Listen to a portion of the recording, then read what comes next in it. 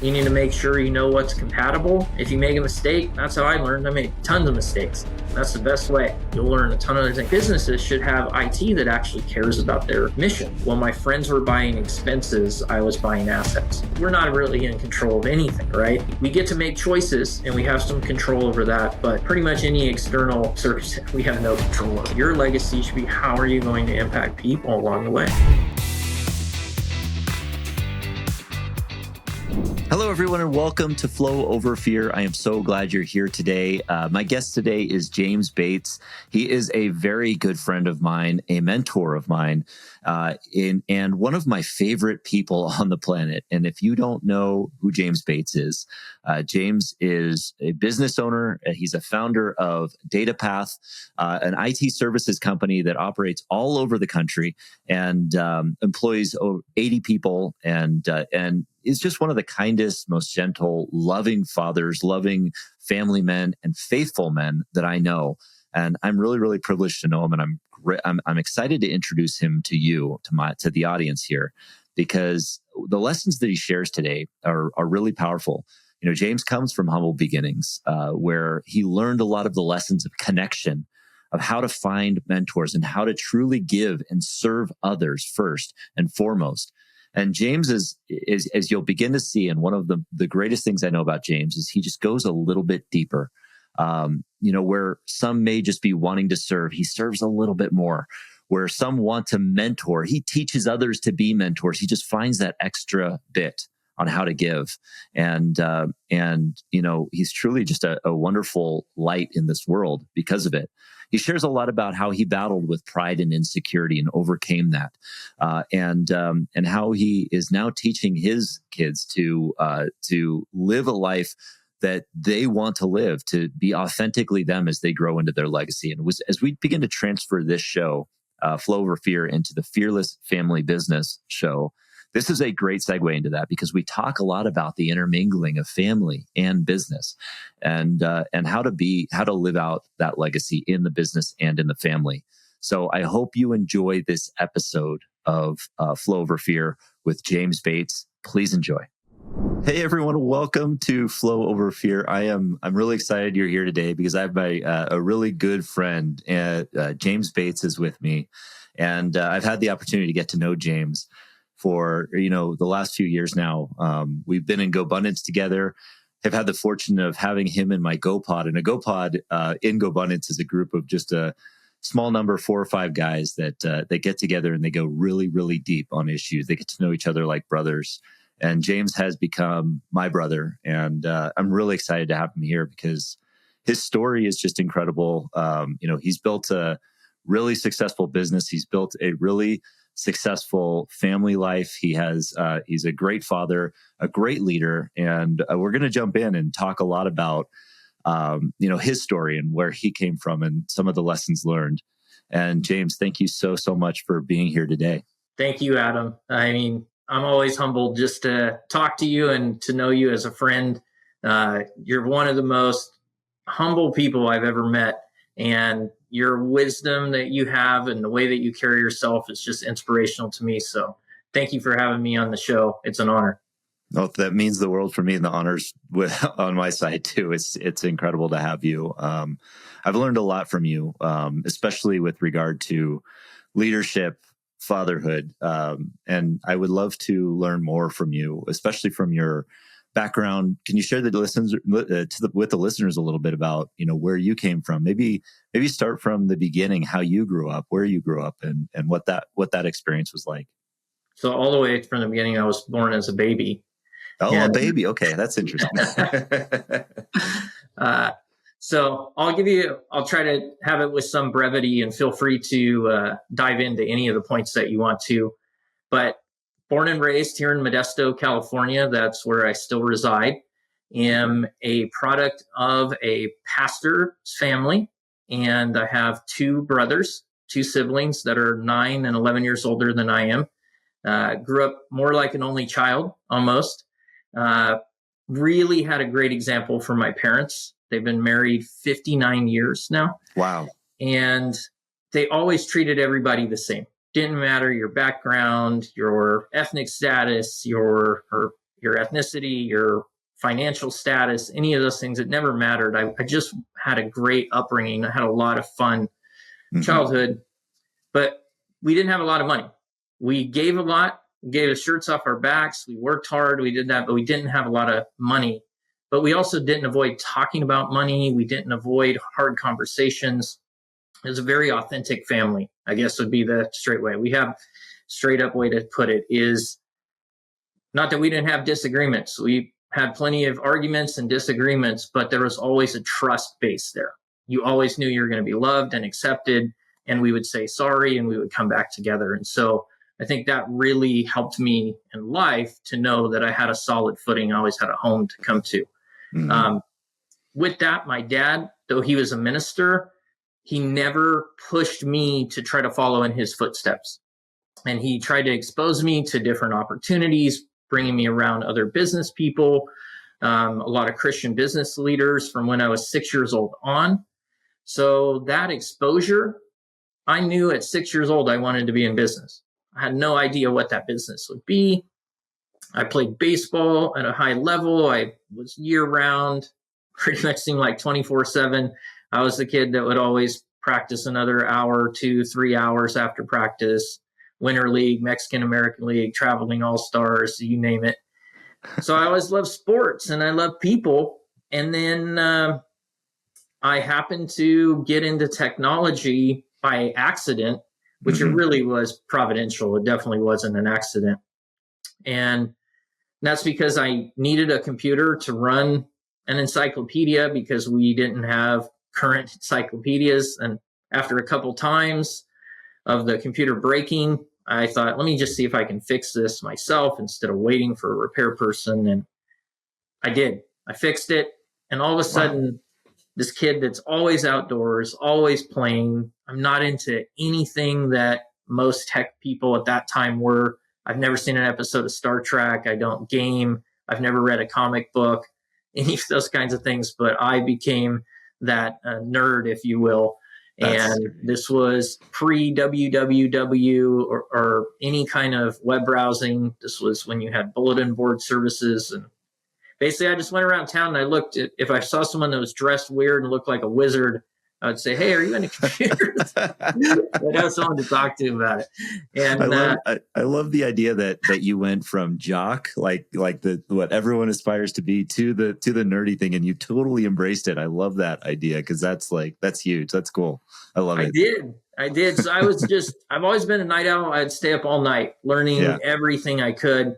So fast forward, that got me a job offer at 17. I was recruited at 17 to be the IT director of a 550 employee, $80 million a year company. Wow. So how did that happen? I got to hear more about like that. Cause you go from fixing your own computer or fixing, not wanting to wait for the repair person to be getting hired by this technology firm with 550 employees. How does that transition happen? Like, to become that great at something in such a short amount of time? It goes all the way back to the tie-in original. It's just my parents treated everybody the same way. And there was always a heart of service. So when my dad used to take me to Oakland to this group of 300 business leaders a month would get together and just share their story, share their testimony. And the leader of that group owned the company that I eventually went to work for. So I was 6 years old, and he was the leader of leaders. There were a lot of very successful people. In fact, Pat Gelsinger, the current CEO of Intel, I remember him coming, speaking, and meeting him as a little kid. It was amazing. And he was working at Intel at that time before he had left for VMware. So I saw this gentleman, his name was Ronnie Svenhard, and everyone was coming up to him after the meetings, and I saw so many people asking something of him. Hey, would you mind sponsoring this? Could you do this event? Could you come talk to my team about some of the stuff you're doing? Can you get my cousin a job? I mean, I heard all this stuff and I noticed this, and it seemed like a lot of people were looking what they could get from him. but I saw him carrying this super heavy satchel suitcase with a Pendaflex of just all of his paperwork because he traveled all the time. And I'll never forget, I went up to him and I said, Mr. Svenhard, would you like me to take your suitcase or your briefcase rather and put it on this chair and I'll watch it for you? Because he would stand there for sometimes hours while people would talk to him holding this thing. And he looked at me with such shock and he said, yeah, that would be great. It was like the concept had never even that someone would help him. My dad said, hey, in ministry, we're always setting up and breaking down. I know PA, I can help set that up and tear it down. So we would do that. And after a while, Ms. Svenhard said, hey, would you guys like to come to lunch with me afterwards? And being around him and that exposure was huge. Well, one time they had a convention here in Modesto that was a regional convention. It was about 1,500 people or so. And at this time, I was probably 14 and a half, 15. And it was the worst registration process I'd ever seen. It was so cumbersome and done by hand. And I remember I said, I can write you a database, streamline this thing. People could be pre-signed up and you could just print their name badges, have them ready to go instead of like handwriting name badges and it taking forever. So I just did that and gave that to them. My high school had the opportunity and I helped them get a $10,000 grant for being the first high school in California with a website. So I did a few things where I was just giving. It was a great way to practice and have real world application. But what happened was they had a deal with Walmart at the time. And at Svenhard's, it was called Svenhard Swedish Bakery. And they said, hey, we're doing all this business, about $20 million a year with Walmart. And they said they're going to kick us out of their stores if we can't have a PC network and do things electronically. We can't fax them POs anymore and do remittance, which I didn't even know what remittance was at the time. So they said, you're kind of the only person that we know, but we don't even know how to interview you to know if you really know what we need. So they sent me to their CPA's office, who is one of the larger CPAs in the Bay Area. So here I am in my 88 Honda Accord driving to Walnut Creek, interviewing with the CEO and his IT team at the top of a glass building in downtown Walnut Creek.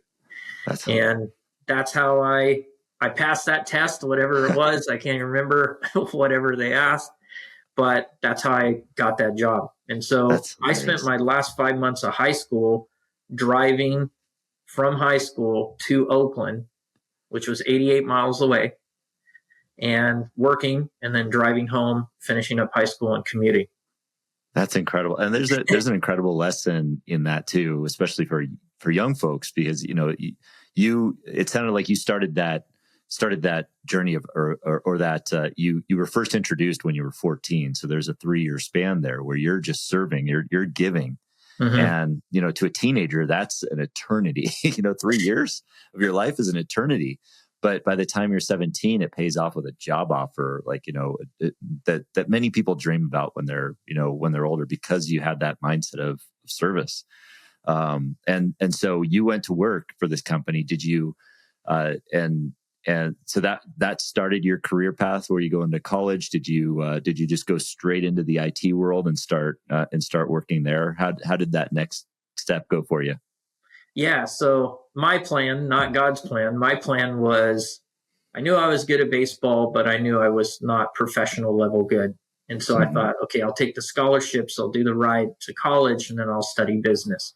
When this opportunity came up, I just dove full bore in. There weren't even classes that were remotely as up to date as what you needed. The technology as it is today, it just moves so fast. And I was getting real world experience. So having my just love for business, I just skipped college and I just learned on the fly. And I had a wonderful boss in Ronnie Svenhard, the owner of the company, and we would have great conversations. I learned a lot from him, a ton of respect for him. He just passed away a little over a year ago, and we remained friends and stayed in contact the whole time. And my boss, Brian, who eventually came on as CFO, really mentored and helped me tremendously. He started taking me he'd say, hey, let's go to Jack London Square. I'm meeting with our corrugated box manufacturer. I said, okay, I'm down. Why do you want me there? What do boxes have to do with IT? Would be your normal line of questioning. But he's like, because we buy over $5 million of corrugated boxes every year, and I want you to see how we negotiate this. Wow. And learning inventory control, I'll never forget, he had an LLC of his own called RAFF. Mm-hmm. And he had dozens of rentals in Pueblo, Colorado at the time. He showed me a spreadsheet. He showed me how he underwrote deals. He showed me the cash flow, the tax advantages of it.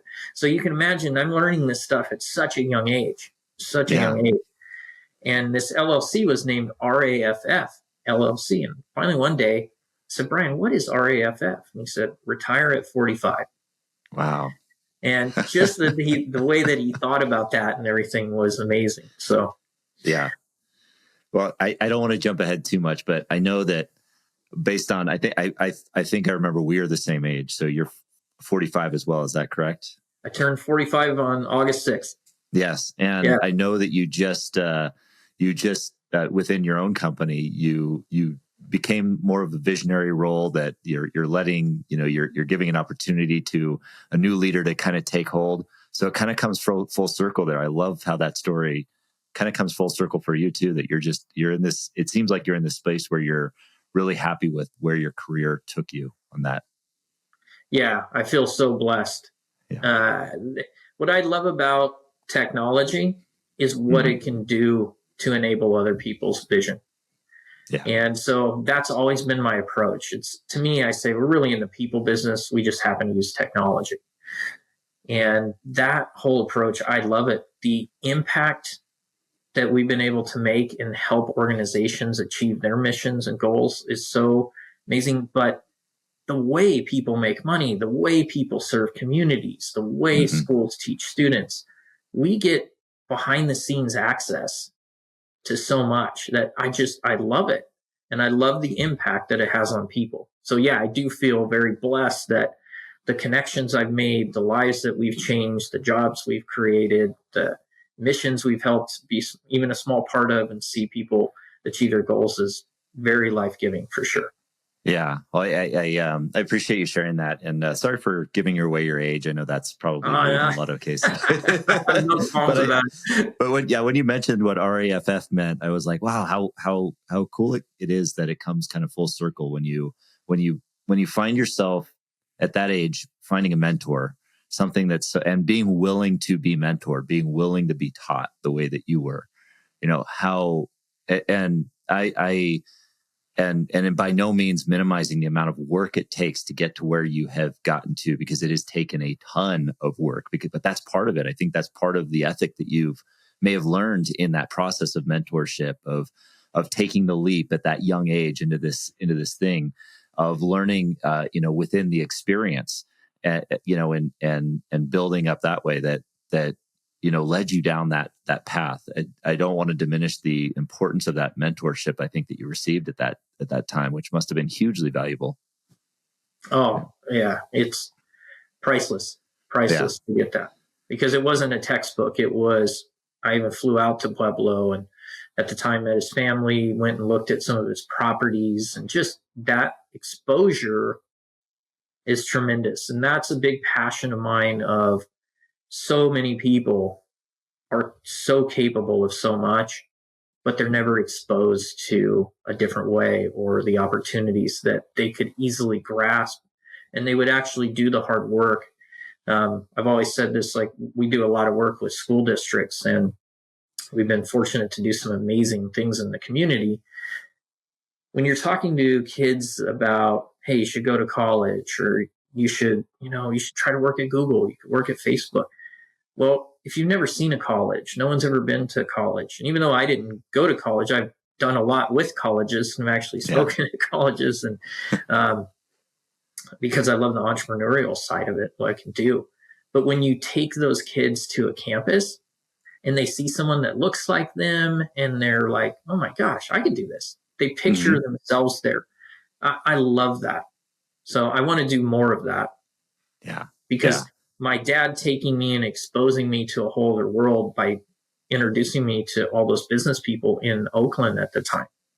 And I was the youngest person like they had ever let go to those meetings or be part of it by far. But it shows what's possible when you're given the exposure to opportunities. Yeah.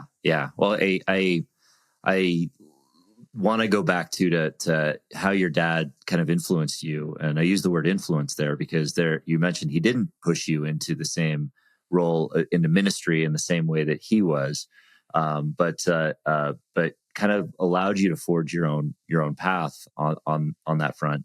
And I see that, in the same way that he influenced you, not pushed you by bringing you into these rooms and allowing you to meet these people, that you're doing the same thing with your son now. And I see it like, how you post on social media, how what he wants to be in the world, like, as in the future. So you're introducing him to that community that can help him.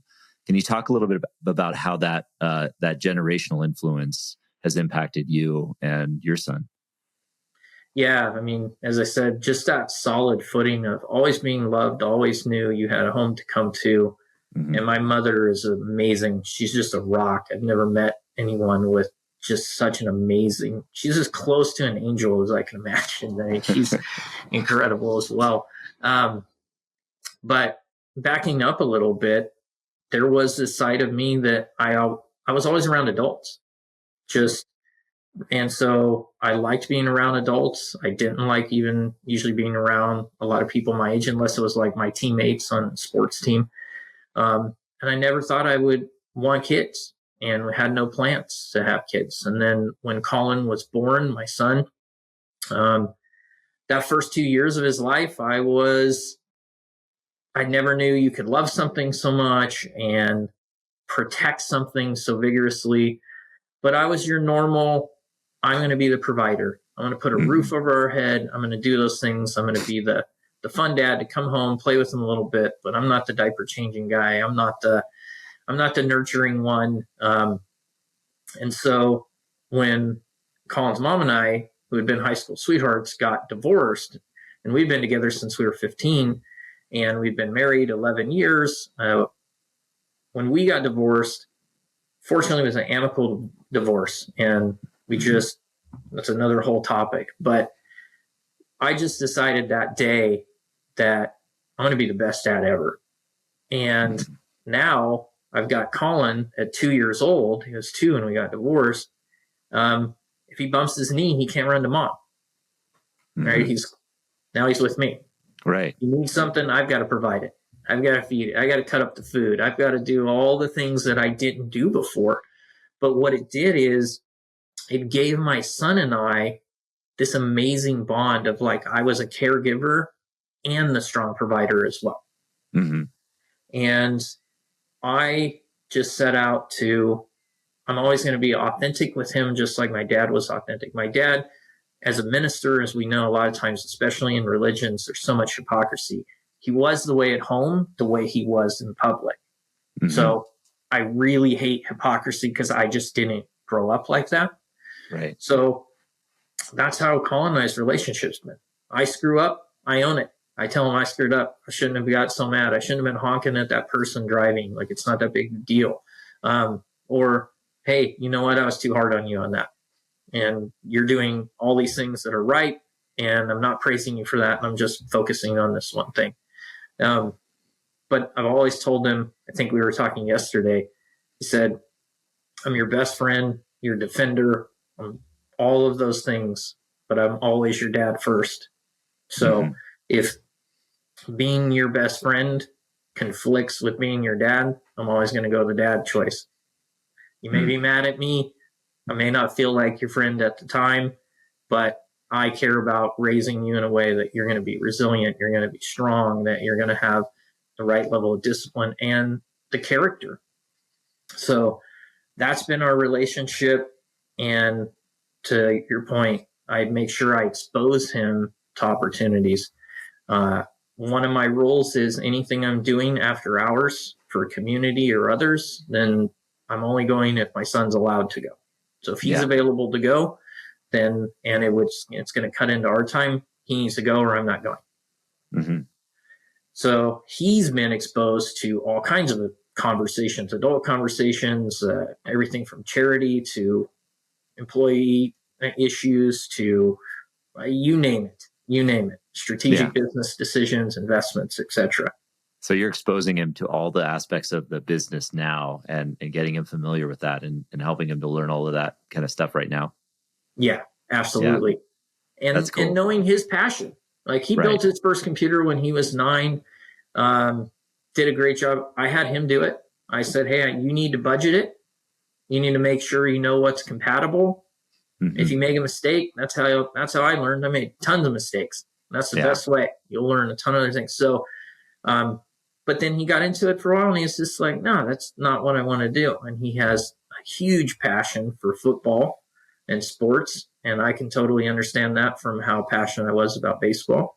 Right. And so we've been doing lots of experiences and exposure wherever I can around football because he does the work. That's what I see. It's like he wakes up, he's freaking doing Bulgarian leg squats, and he's doing lunges down the hall, weighted lunges, and he's doing all this stuff, and he's sweating, he's working. And that's what I've told him. I said, you have an incredible network available to you, not just I'm going to hand you stuff. I don't believe in that. But if you have the right character, the network and the platform that's available to you is incredible. And he does the work. He puts in the work, and he has a great heart, great attitude. Never asked for anything materialistic. In fact, I had no idea he would respond like this. We were going to an event a couple of years ago. We're in the car, and I'd had a heck of a time just finding like non-athletic wear for him to wear to this event. And he's just growing so fast and stuff. And I was like, hey, you never asked for anything. You never asked for designer shoes or brand clothing, or lots of your friends doing stuff, but you never do. I said, why is that? And he looked at me and he said, Dad, I know we have money, but I never want anyone to think I'm a spoiled brat. Mm-hmm. So just that character, that it was like, I would rather my character be that I don't look like a spoiled brat than try to show off something. And just the money didn't matter.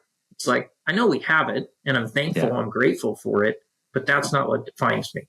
Hey everyone, I interrupt this program to introduce you to a powerful tool that will help you gain clarity on your vision and accelerate your growth and achievement. If you're listening to this show, it is likely that you have an exciting vision for your life. But the problem is that we often get caught up in the day-to-day. We get distracted, we face uncertainty, overwhelm, and self-doubt. And as a result, the gap between where you are and where you want to be seems insurmountable. And that's why I created a framework for how you can turn your vision into strategic, disciplined action that will accelerate your results in the next 90 days. I call it the Vision Reflection Retreat. It is a 2-day solo excursion designed to reignite passion and adventure into your busy life and realign your focus toward your why. This is the very same framework that I use every 90 days to reflect on my own life and my vision and set my goals for the next quarter. And it has been a game changer. And the good news is that I'm giving away this Vision Reflection Retreat guidebook for free when you sign up for my newsletter. Simply go to flowoverfear.com/retreat and download your free guide and enjoy the journey. I love that. That's such a great lesson for a young person to learn too. And I know that that's because of your upbringing, how you were brought up, obviously, and then you were able to pass that on to Colin as well.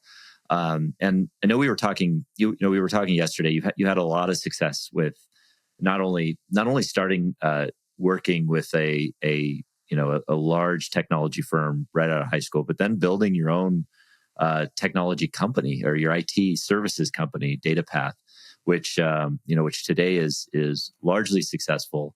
And you'd mentioned though in the process yesterday that when we were talking a little bit about fear, the nature of this show, Flow Over Fear, that a couple of where that showed up or how that showed up for you is with pride and insecurity. Mm-hmm. I'm wondering if you could share a little bit about that, how that showed up, and maybe how you worked with that and how you were able to rise above it. Yeah. I've really said this to a lot of people, and especially to my son, is the worst decisions I've ever made have been out of pride, insecurity, or just being in a hurry. Mm-hmm. And a lot of people say anger and those kind of things, but they usually come from pride or insecurity, and they show up as anger, different things. When you are back then, it's kind of like you were the man. Technology was so new, and I was used to getting lots of accolades and lots of things in baseball, and I saw a lot of the dirty side of it. Of, coaches telling you, we're trying to put together this dream team. I need you to throw this tryout and do those kinds of things, and saw lots of lapses of integrity in that, but also developed a lot of pride. So I had coaches that really did a lot of wrong things for me. And I say that because they let me get away with way too much. So I would stay 3 hours after practice. I would go on Saturday. I would play year round. I would put in the work, and I would watch other people complain that weren't doing the work and say, how come I'm not starting or whatever? But those same people, I'd turn around in the middle of a game, after they made their second error in a row, and scream at them from the mound. Yeah. And never got pulled out, never got talked to hardly. It was like they just wanted to win. Coaches just wanted to win. And that set a really bad precedence for me. That as long as you're producing results, it doesn't matter how many bodies you leave in the wake. Yeah. Right? So you get so in the technology, it was like, oh my gosh, like, how do you know this? I mean, now IT is just so mainstream. And as we know with the global meltdown just a few days ago, just how much we rely on it, but it's so taken for granted. But back then it was like, I don't know how you know this. How do you do this? It was all like magic wizardry. But I developed pride in that. I developed pride in being the man, being the one that was accomplishing the doing. And if something or someone stood in my way, or I didn't feel like they were doing it, I damaged a lot of relationships, and I didn't lead well. I led by results instead of putting people first, which is really ironic because my whole reason for starting the company was to serve people. Yeah. So, and to serve.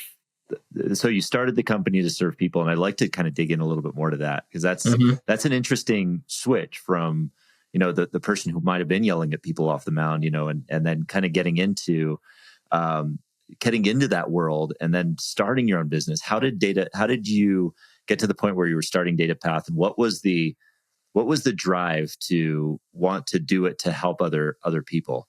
I kind of want to know, like, what was the I guess the ignition point that helped you switch to, like, I want to help other people in this process?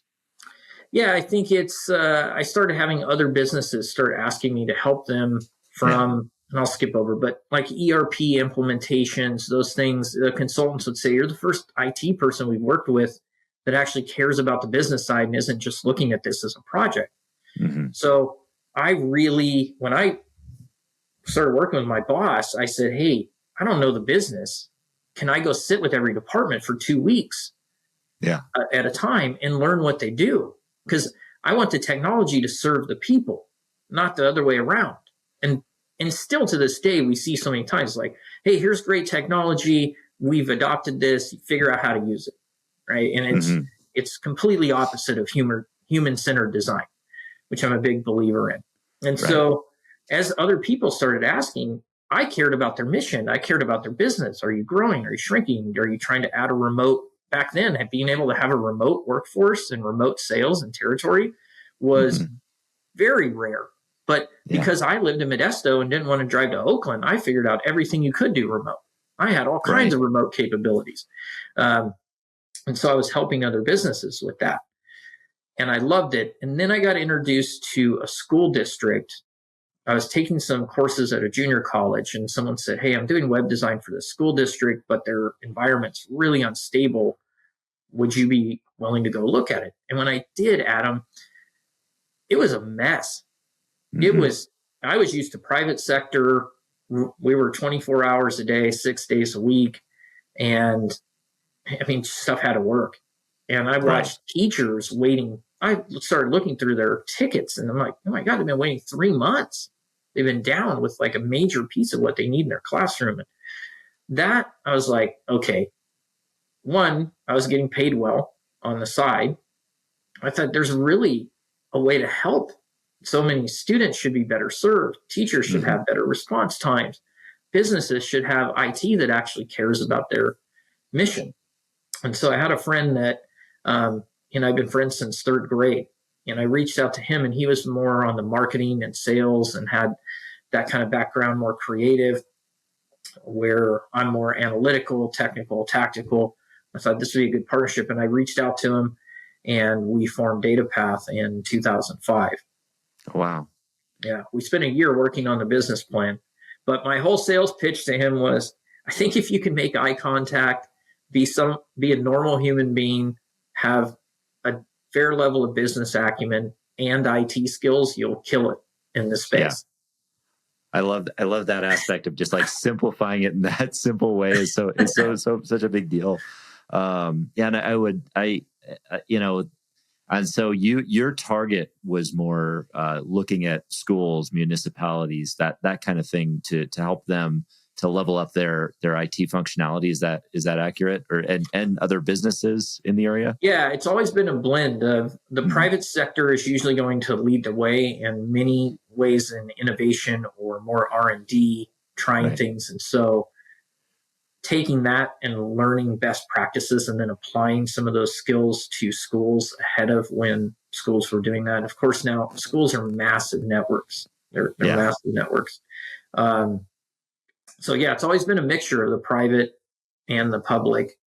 And yeah, I enjoy all aspects of it. I love talking with business leaders, community leaders, and the education system. Yeah. Yeah. And 2005, you started that business almost nearly 20 years ago, Yeah. almost celebrating your 20th anniversary. Can you talk about the run up? What was it like in those beginning years for you, building DataPath? Did you make the leap directly from, the career world into the entrepreneurial world, or was there an overlap? How did that go for you? Yeah. So I had the job, and Yeah. then I formed JB Networks, really original, right? James Bates Networks, JB Right. Networks. Had that for a while, and then formed DataPath with my friend David. Yeah. And so I only had the one job, and then I went straight into entrepreneurial. But even at 20 years old, I bought my first house. Yeah. And I had learned so much from my boss and everything. And I like to say, when my friends were buying expenses, I was buying assets. So I didn't go out to the clubs. All my friends had, like back then, the Mustang 5.0, flat screen TVs had come out. I had a tube TV till probably 2010. I mean, it was ridiculous. Right. So I poured everything into actually buying an asset. So there was always this entrepreneurial side to me. And a lot of that comes from my mom's brother as well, who's always been entrepreneurial and very successful. And my Uncle James and I are extremely close.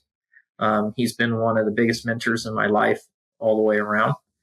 And he lives in Scottsdale.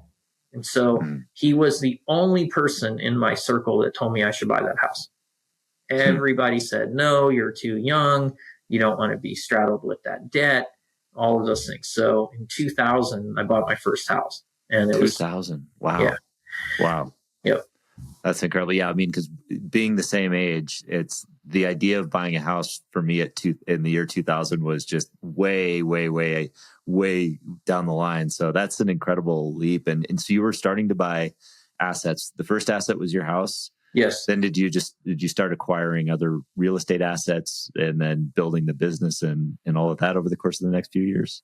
I did. And I got it so I could take a severe pay cut from not working the job to start the business. Yeah. My wife at the time, her and I had $22,500 in credit card debt. Mm-hmm. because our parents just didn't have any money. Almost all of it was our wedding, Right. between wow. ring and wedding. Yeah. And I said, hey, I developed a whole budgeting system and we're going to track everything. And I looked in the place we could cut out, because we ran really lean, but we were going out to eat a decent amount. Mm-hmm. Yeah. So I said, we're going to cut that down to one time a month. And we're just going, and I came up with a rule. I had never heard of Dave Ramsey. I don't even know if he was doing his thing or anything back then, but I said, hey, every time we get a raise or have additional income, I called it the 80-10-10 rule. I said, we're going to take 80% of it and pay down debt. And I went with whatever the highest interest is, because I don't agree with Ramsey on that. I know he likes to pay it down or whatever, but it's like it's math. I'd rather not pay the interest than the highest interest. And then 10% to savings and 10% to increase our lifestyle. So maybe now we can afford Netflix when they actually mailed you DVDs back then. Oh yeah, good old days. Kinds of things. Yep. That's great. And so you kind of just chipped away at it and you chipped away at both sides. So kind of just attacking the debt side and kind of attacking the saving lifestyle side, looking at all three, to the point where, you got to a comfortable lifestyle, building the business over the course of 2 decades, and spoiler alert, wildly successful. Now, you're running a successful business with how many employees? 80 employees, operating in the multiple locations, including Ohio, Irvine, California, Modesto, and still continuing with that mission. And I'd love to know now, that you're at this point with the successful business, and you have really succeeded in that goal of helping people, not just to develop their networks, their computer networks and their computer IT systems, but also people within the company and mentoring them. I know you have a really great mission towards helping those within the company. Can you kind of share a little bit about how you're mentoring people and what your legacy is going forward for that? Yeah. And I think it wouldn't be Flow Over Fear if I didn't talk about the fear. I think all those attaboys, the fear for me was, and the insecurity was, what if I'm not performing? Would I still be liked? And when I let my identity become data path, then all of a sudden it's the fear of protecting that identity. So then I treated people bad. It's like, if you made a mistake, you're affecting my identity. Yeah. Right. And fast forwarding now, mentoring, it's just that authenticity, saying, if I can let the anger go, if I can let the control go, anyone can. Yeah. Because I was very angry when there was mistakes. I was always running hot. I was always just like, I was in this competition mode, competing with my own insecurity. Yes. Right. Yes. So, and it just never rested. And how did you let the anger go? Because I right now, since I've known you, you've been the most genuine, nicest, authentic, helpful person that I've ever known. I couldn't imagine you being angry, really. So how did you let that anger go? What was the triggering or catalyzing moment? It's been a series of moments. I think when you see relationships that you blew up from anger, that takes a hit, and you start reflecting. You see that you're helping so many people, but then a little burst of anger, and now it's like you're completely going against your mission. So I was already on this journey of saying, I don't want to be that person. I just don't. It's not who I really want to be. And I have to make the choice. Am I going to control my anger, or is the anger going to control me? So that almost, just when I had that revelation, it switched the fight. Now I'm like, okay, now I'm fighting against anger because anger is beating me. So, and then a big, huge catalyst was, which I was already well on that way, but just to a whole different level, was in 2022, having thyroid cancer. That was just such a revelation of what's important and what's not. And to, Dr. Benjamin Hardy, when he talks about in 10x is easier than 2x, my brain did something amazing. After freaking out for the first 2 hours after getting the diagnosis, my brain just went boom, instantaneously prioritized my life. Wow. Here's who I'm going to tell. Here's who I'm not. Here's what I'm going to be involved in. Here's what I'm not. Here's what I'm going to step down from. Here's what I'm going to stay on.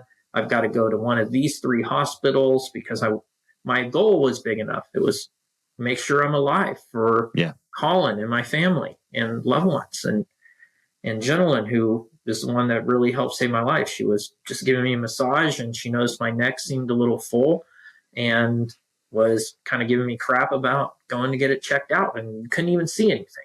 Later at Stanford, they said I came in 2 to 2.5 years earlier than most men come in. Oh, wow. Good. So, and that's a whole other story. But things that used to stress me out, I'm like, it's not a cancer diagnosis. It's not that stressful.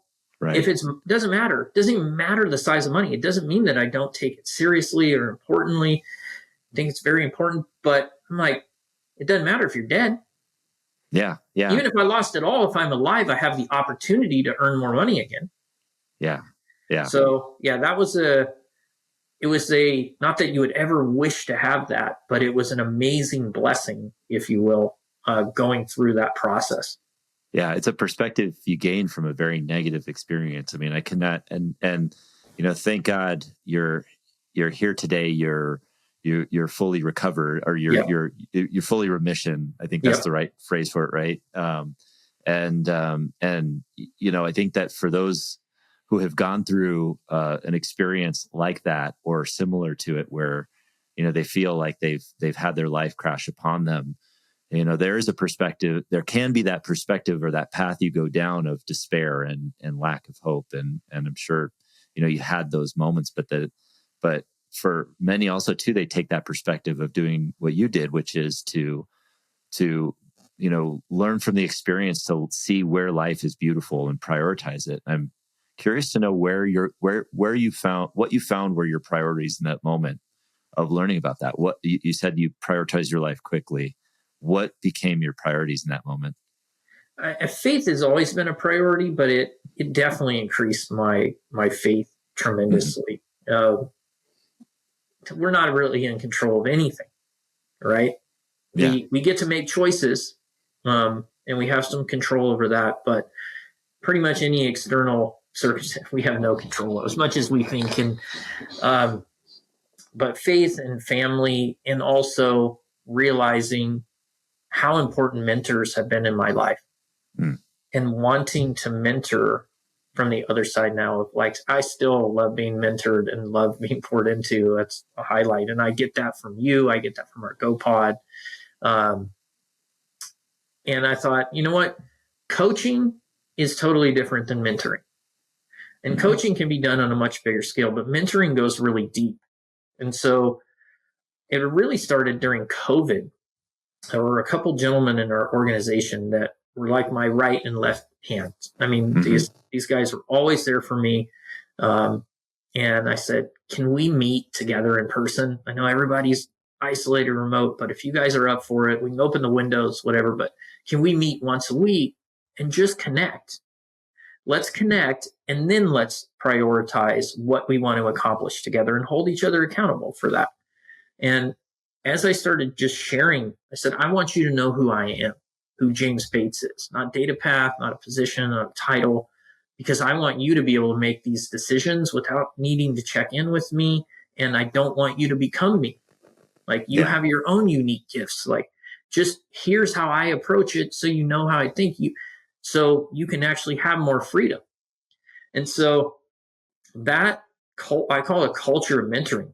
And as I mentored them and worked with them, I said, what I want you to each identify 2 people that you're going to mentor. I shouldn't be skipping over you to the people that you're actually closer to and work with more, and giving them the same books or lessons that I'm giving you. I want you to do it. And you're going to put a different spin on it and have more of an impact. And that over time has really taken root. And I just see the camaraderie and the love, because mentoring is about the whole person. It's not coaching you to be better at sales or coaching you to be a better manager or any of those. Not that all those things are important, but I want to see you have a healthy relationship at home. I want you to be a great parent. I want to tell you about things I've done well and how they work. I want to tell you the things I really royally screwed up with, and hopefully why you might want to get out of your own way on some of these things. Yeah. And I want you to be financially independent. I want you to work here because you want to, not because you need to. Mm-hmm. And if you leave, it's just going to open up an opportunity for other great people because they're going to know what kind of environment they're being brought into. So that's more of my mission now, is what impact can we really have on both our customers, mentoring our customers too. A lot of these customers and leaders we're working with are so lonely. They're going through the same identity crisis, right? They're identified as their business, especially in the business world. I see so many times when you really get behind closed doors with a lot of these leaders, they say, I feel like I'm a checkbook with legs. Mm-hmm. It's like, I'm always invited to lunch or invited to this thing as long as I can sponsor it. But what if I couldn't do that? Yeah. Yeah. That is so true from the standpoint of leaders in any organization. And, speaking from the perspective of a family, working in a family business, stepping into any leadership role there, like when I stepped into a leadership role and ultimately the CEO role, I found that those relationships changed and it did become more transactional. It became very lonely. And it's really, really hard to relate to people on that. So finding that community within, business leadership that you're bringing, that was so powerful. And, one of the things I really want to acknowledge about you in that mentorship realm too, and with everything is, James, you go like a level deeper than a lot of people go who are already really giving. And that level is, when you think like some people give their time to mentor people, but that deeper level, even on this aspect, is you're teaching them to be mentors as well, which is so wonderful. It's that extra level of depth to that genuineness that just shows the kind of person, kind of leader you are. Oh, that's humbling. And I care. I love seeing, and that's where I feel so much more relaxed, so much more at peace, because not only is it on the tactical side, it makes for a better organization. It makes you more scalable. Like, dang, you feel great about it. Yeah. Yeah. You're fostering talent. Your talent is happy. Your customers are happy. It's all around a great model. And it's hard to believe that, people don't buy into it and they kind of look at the superficial side of the profitability first or what happens there, which of course profit is important, but it's a byproduct of the kindness that we can bring to the world and the service and the value we can deliver to all humanity. So and you're doing that work, and I'm curious to know from the legacy standpoint, like what do you want? Because this, as I've shared on this podcast, this whole format is going to be shifting more toward a family business, a legacy standpoint. You are a father, you're a family man who is looking at the best for his children. Are you what are you looking at in terms of legacy for your family, for DataPath? How what does that look like to you? Yeah, as far as legacy for DataPath, now that we've really, my business partner and I've really gone back to the visionary, the innovation, spending time with customers and just mentoring, and brought in a great COO that we've known for a long time. And the feedback from our team on that has been, wow. I was surprised. Yeah. They were like, wow, that takes a lot of courage and guts for you to let so much of the reins go. And that's what I told him. I said, you did not pick up another boss. He's the one in charge. We'll be working with him and through him, but you don't need three people's approval. It's going to be one. Right. So that the legacy is I want to see our team just continue to thrive and build. And it's so we're at 100%. I mean, this sounds impossible. We send out thousands of surveys a month after every single ticket. We're at 100% CSAT score. Really? Wow. And we're almost through July. We were at 98.6% for the entire year last year. That's incredible. You And should that's do a not, masterclass on how to do that. That's incredible. and that's our team. It's not me. Yeah. That's the way that they interact with customers, the way that they encourage each other. So that's the legacy of this is an organization. I mean, I was just out of the country for a month. Hmm. I didn't take a single work call. I didn't That's respond to a amazing. single email, anything. And the company got better. Yeah. That's the testament to me of a thriving organization.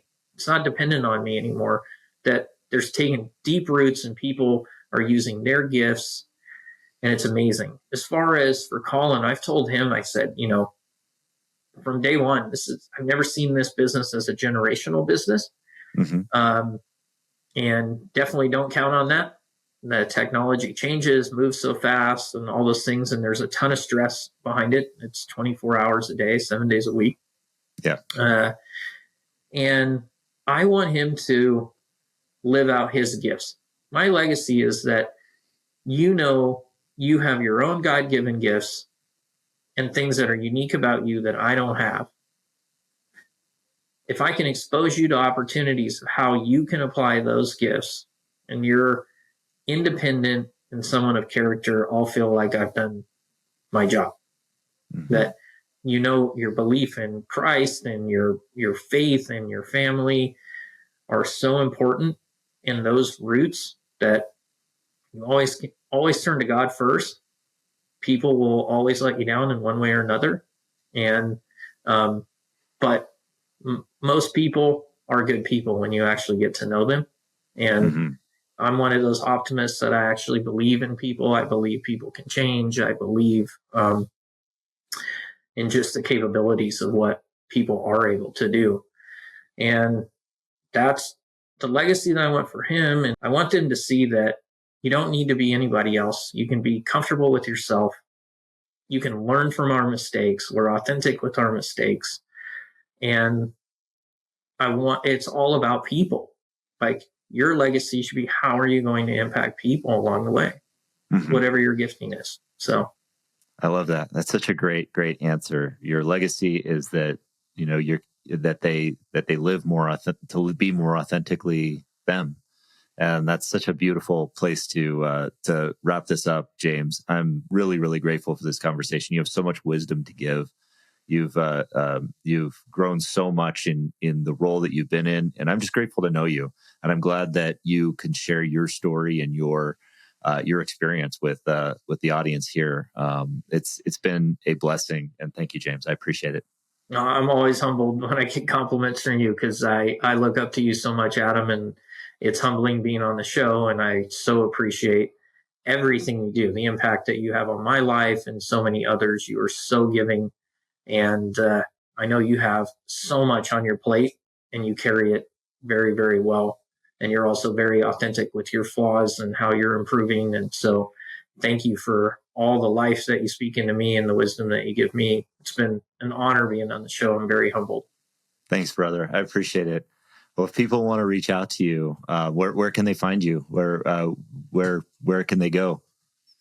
I have so on Instagram, James L. Bates is my Instagram, and then email is pretty terrible. I get so many emails, but I will get to it eventually. Yeah.